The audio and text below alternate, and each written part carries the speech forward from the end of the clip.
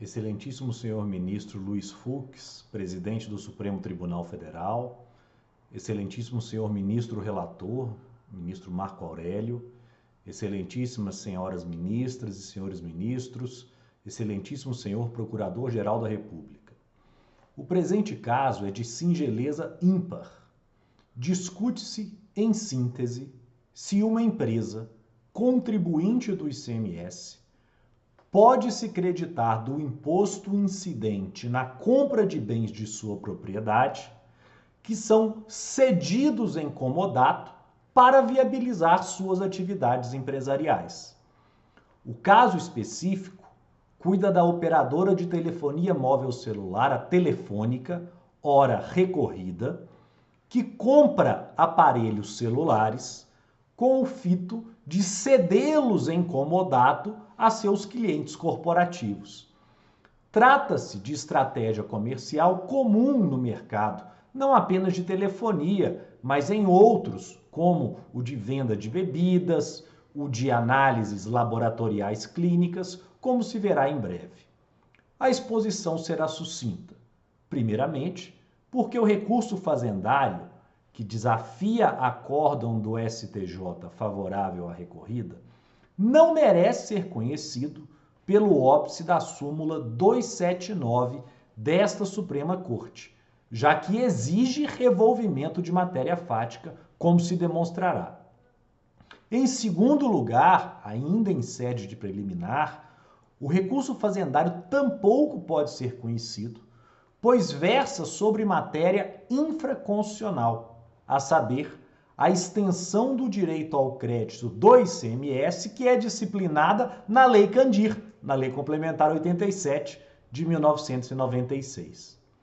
E por fim, no mérito, o recurso contraria posicionamento desta própria Corte, que, a ser demonstrado e sob a luz dos fatos em análise, levará à conclusão pela rejeição dos argumentos fazendários. É preciso, então, delimitar os fatos. E, para tanto, o acórdão do STJ é fundamental, pois o acórdão do STJ se vale tanto da sentença Primeva como do acórdão de segunda instância do Tribunal do Rio Grande do Sul para aclarar a lide. Veja-se o que disse a sentença sobre os fatos em questão, abre aspas, reproduzido no acórdão do STJ.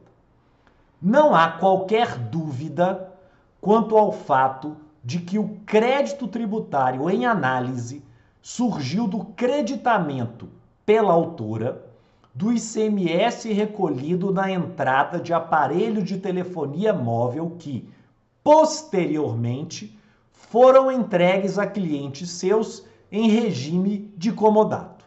Isso é o que diz a sentença. O acórdão do Tribunal de Justiça do Rio Grande do Sul, da mesma forma, reitera os fatos que estão sub examine, dizendo, abre aspas, os fatos são incontroversos. A inexistência do direito de apropriação do ICMS pago sobre os aparelhos celulares nas operações de entrada, convertidos em ativo permanente e cedidos em comodato, está em que são bens alheios à atividade do estabelecimento. Portanto, o crédito deve ser estornado. Como a autora não fez isso, houve o auto de lançamento e nisso repousa toda a controvérsia do processo. Fecha aspas. Formula-se então a questão-chave destes autos. O que se está em discussão é a seguinte pergunta. Os aparelhos celulares integrantes do ativo imobilizado da recorrida, quando cedidos a clientes seus para viabilizar a comunicação telefônica móvel, tornam-se bens do ativo alheios à sua atividade empresarial pelo fato de serem cedidos em comodato? O STJ, coerente com sua jurisprudência remansosa de há muito, respondeu que não. Respondeu que, a despeito da cessão em comodato, os bens continuam sendo utilizados na atividade empresarial da recorrida, o que lhe garante o direito ao creditamento do ICMS que suportou sobre a compra desses aparelhos. Afinal, as duas turmas de direito público do STJ têm entendimento nesse sentido. E aqui, dois acórdãos foram pensados, um da primeira turma e outro da segunda turma, para demonstrar que essa matéria infraconstitucional está, de fato, pacificada no STJ. Na primeira turma, um caso de relatoria do hoje presidente do Supremo Tribunal Federal, ministro Luiz Fux, na época, ministro do Superior Tribunal de Justiça, o recurso especial 791.491 de Minas Gerais. Tratava-se do caso de uma empresa fabricante de sorvetes, a Nestlé, por todos conhecida, que cede em comodato freezers, refrigeradores de sua propriedade aos seus pontos de venda, padarias e assemelhados, de modo a motivá-los a venderem sorvetes com a sua marca.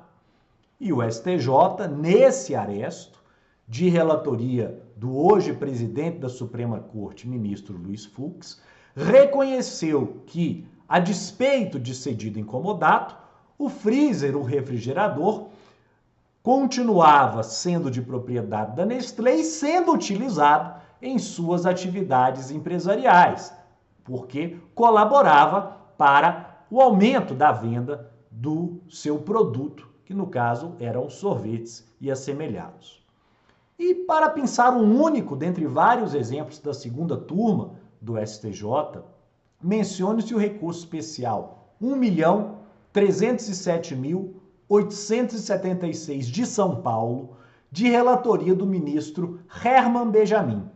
Nesse caso, reconheceu-se a um laboratório de análises clínicas o direito ao creditamento do ICMS sobre bens de sua propriedade cedidos em comodato aos usuários do seu serviço, aos hospitais que usam o serviço de laboratórios de análises clínicas, o que facilita a contratação do serviço do laboratório pelo hospital, quando o hospital tem já um bem doativo, um equipamento cedido pelo laboratório.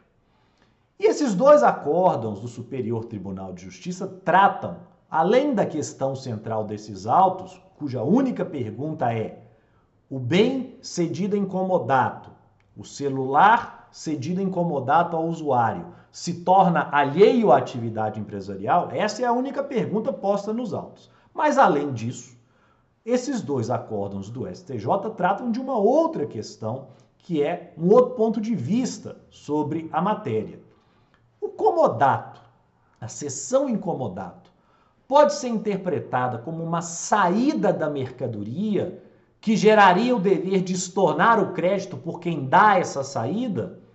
Bom, valho-me aqui das palavras do ministro Herman Benjamin, no mencionado aresto, segundo quem, abre aspas, se os equipamentos são cedidos em comodato, não se pode falar em saída, sob a perspectiva da legislação do ICMS, entendida como circulação de mercadoria com transferência de propriedade. Nesses casos, os bens não deixam de integrar o patrimônio do contribuinte. Assentados todos esses pontos, delineada a questão fática dos autos, é de se indagar o seguinte: esta colenda Corte Suprema já apreciou a matéria em questão? A resposta é negativa, pois essa medida envolveria revolvimento de fatos já assentados no acórdão, a saber, 1. Os bens são do ativo permanente da recorrida. 2. Os bens são cedidos para viabilizar a atividade empresarial da recorrida, permanecendo, todavia, sob sua titularidade. Esses são os fatos.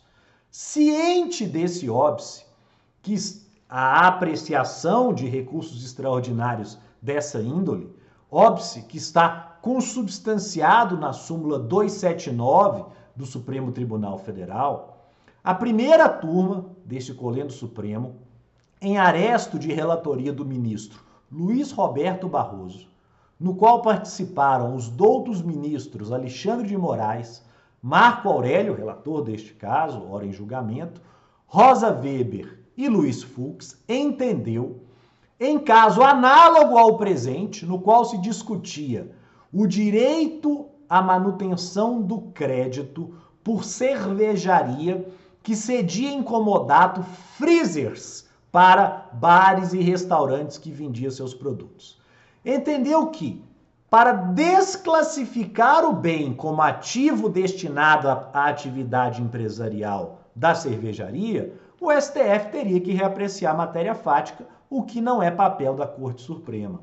Trata-se do agravo regimental no recurso extraordinário com agravo número 1.121.232 do Rio Grande do Sul, julgado há menos de 2 anos por essa Corte. Portanto, há menos de 2 anos, apreciando exatamente essa mesma matéria, por unanimidade, a primeira turma não conheceu do recurso, pois entendeu que se tratava de questão a ensejar revolvimento de matéria fática. De toda sorte, ainda que assim não fosse, ainda que não fosse necessário revolver matéria fática, o crédito em questão é expressamente resguardado pelo artigo 20, parágrafo 1º da Lei Candir, que somente veda o crédito do ativo permanente que for alheio à atividade empresarial. E telefones celulares não são alheios à atividade de uma prestadora de serviços de telefonia celular. Aqui não é necessário discorrer sobre o óbvio. E essa matéria é infraconstitucional, pois envolve a lei complementar do ICMS. E esta Corte, ao julgar em agosto passado deste ano de 2020 o tema 346 de repercussão geral, chegou à conclusão de que a lei complementar do ICMS é soberana para definição das questões atinentes à compensação do crédito. E a lei complementar, como dito, está ao lado da recorrida. E de todo modo, ainda que se chegue ao mérito e já findando, não resta opção a não ser a manutenção do que está consolidado na jurisprudência dessa casa, que em agosto desse ano, ao julgar o tema 1099, concluiu que meros deslocamentos físicos de mercadoria não são saídas para fins de ICMS. Logo, a saída em comodato não é translativa da propriedade e, portanto, não enseja o dever de se tornar créditos pelo proprietário do bem cedido. Por tais razões, excelentíssimo senhor relator, excelentíssimo senhor presidente, excelentíssimas senhoras ministras e excelentíssimos senhores ministros, é que se pugna aqui pelo não conhecimento ou sucessivamente pela rejeição no mérito do extraordinário manejado nestes autos pela Fazenda Pública. Muito obrigado.